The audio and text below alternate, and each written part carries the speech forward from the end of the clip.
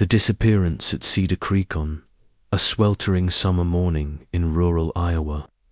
Two young sisters, manning their family farm's roadside egg stand, simply disappeared without a trace, leaving behind only an empty cash box and a mystery that would haunt their community.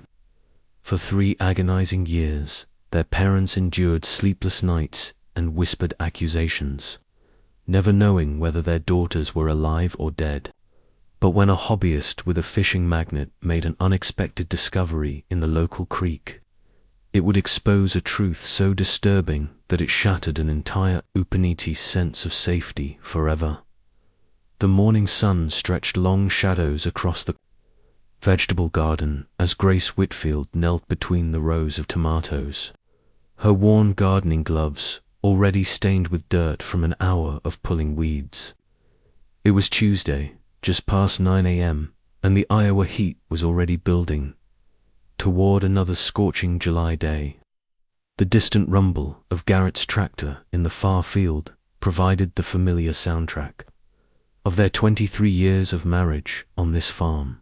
Grace paused to wipe sweat from her forehead, leaving a streak of dirt across her skin, when the crunch of gravel from their long driveway caught her attention. Looking up, she saw Sheriff Daniels' cruiser approaching, followed by 2 unmarked vehicles she didn't recognize. Her stomach tightened. Instinctively, Polis's cars at a farm were rarely good news. She stood slowly, her knees protesting after kneeling for so long, and wiped her dirty hands on her faded jeans. Sheriff Daniels had been a family friend for years, attending the same church, buying eggs from their roadside stand when the girls ran it. But as he stepped out of his cruiser, his face bore an expression she'd never seen before, mixture of professional grimness and personal sorrow. "Morning, Grace," he said quietly as he approached. 2 people in suits emerged from the unmarked cars, a man and a woman, both carrying themselves with the rigid posture of law enforcement.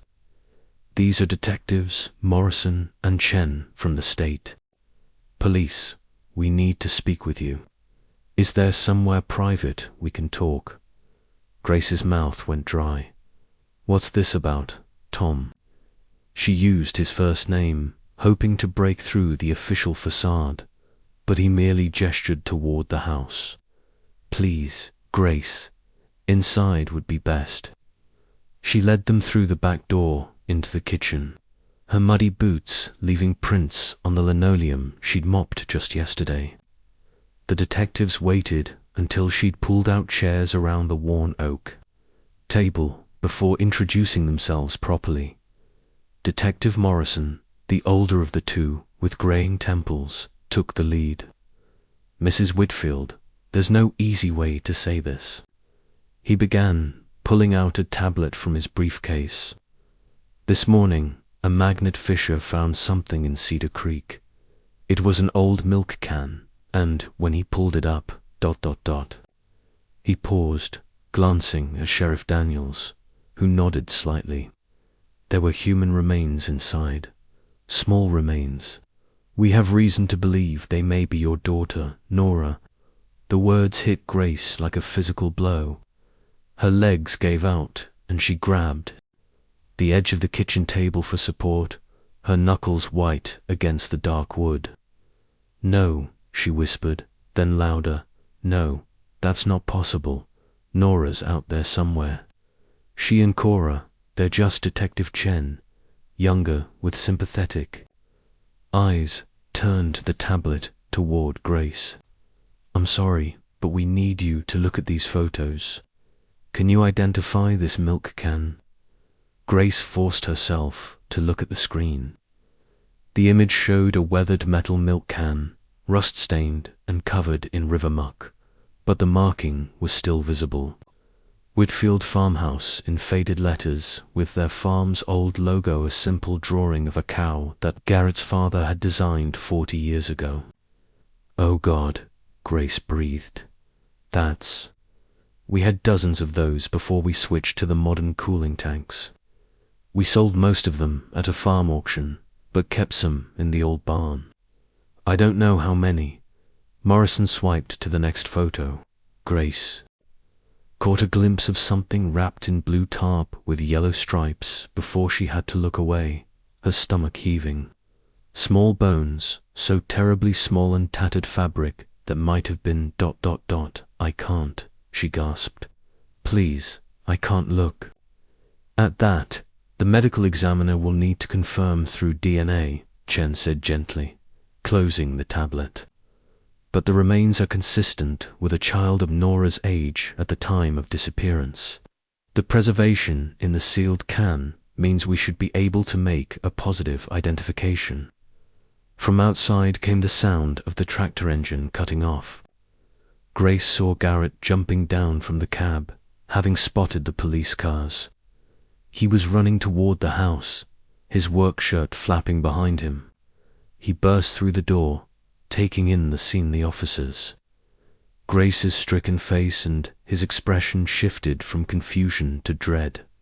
What's happened? He demanded. Garrett, Sheriff Daniels, stood up. You should sit down. Tell me, standing, Garrett said, but his voice wavered. The sheriff repeated the devastating news, each word seeming to age Garrett years. He sank into the chair next to Grace, reaching for her hand. Where? He asked hoarsely. Where in Cedar Creek? Near the old railroad bridge, Morrison answered. The can was wedged under some submerged logs. If not for the magnet fissure, it might never have been found. Detective Chen cleared her throat. Mr. and Mrs. Whitfield, I know this is an incredibly difficult time, but we need to search your property. Specifically, we need to inventory any remaining milk cans and collect evidence. Garrett's thread snapped up. Evidence? What kind of evidence? Face was professionally neutral. The milk can came from your farm. That makes this property a potential crime scene. We need to determine if the crime occurred here. You think Grace couldn't finish the sentence. The implication was too horrific. You think we killed our own daughter. We have to follow the evidence, Chen said. I'm truly sorry, but we have a warrant. As if on cue, more vehicles began arriving. Crime scene technicians in white coveralls emerged with metal detectors, evidence bags, and cameras. Grace watched numbly as they spread across the property. She and Garrett had worked so hard to maintain, treating their home like a crime scene. I'm calling our lawyer, Garrett said, his voice steady despite the tremor in his hands. He pulled out his phone and dialed Sarah Thornton, the attorney who'd handled their farm's legal matters for years. Grace heard him explaining in clipped sentences, his voice breaking when he had to say, Nora's remains. Within 20 minutes, Sarah's BMW was speeding up the driveway. She emerged in her courtroom suit, all business despite the rural setting. Where's the warrant? Were her first words to the detectives. Morrison handed over the document. Sarah scanned it quickly, her expression darkening. You're treating my clients as suspects in their own daughter's murder based solely on a milk can that could have been stolen from their property years ago. Counselor, we have to investigate all possibilities, Morrison replied. Your clients aren't under arrest. We're simply executing a lawful search warrant. And if we refuse to answer questions, Sarah asked. That's your right, but we'd prefer cooperation. 2 girls are still missing. 1 girl, Grace interrupted, her voice hollow. 1 girl is still missing. Cora, my baby. Cora is still out there somewhere, and now she couldn't continue. Sarah put a protective hand on Grace's shoulder. My clients will cooperate fully with the search, but any questioning will be done with me present.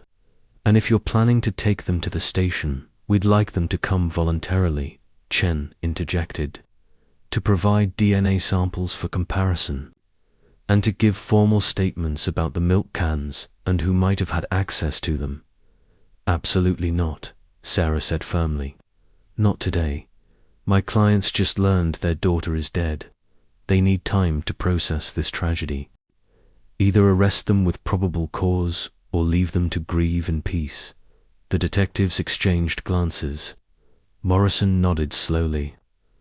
We'll complete our search and be in touch, but we will need those statements soon. Grace watched the crime scene. Techs photographing their barn, their chicken coop, even the old root cellar. They were bagging soil samples as if the earth itself might hold evidence of her daughter's fate. 3 years of not knowing, 3 years of hope against hope. And now this Nora gone, found discarded in the creek like garbage, and the police treating them like suspects instead of grieving parents.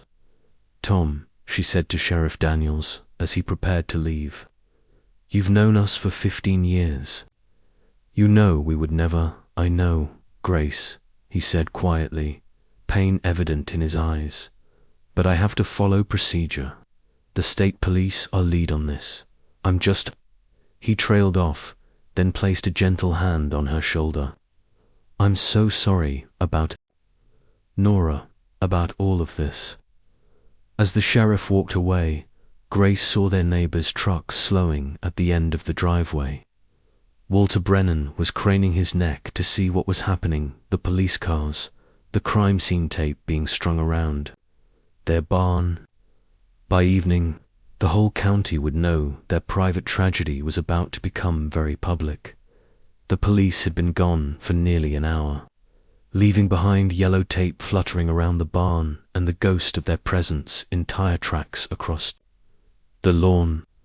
Grace sat on the porch's weathered wooden swing, her body folded in on itself, while Garrett stood rigid against the porch railing, staring out at their violated property.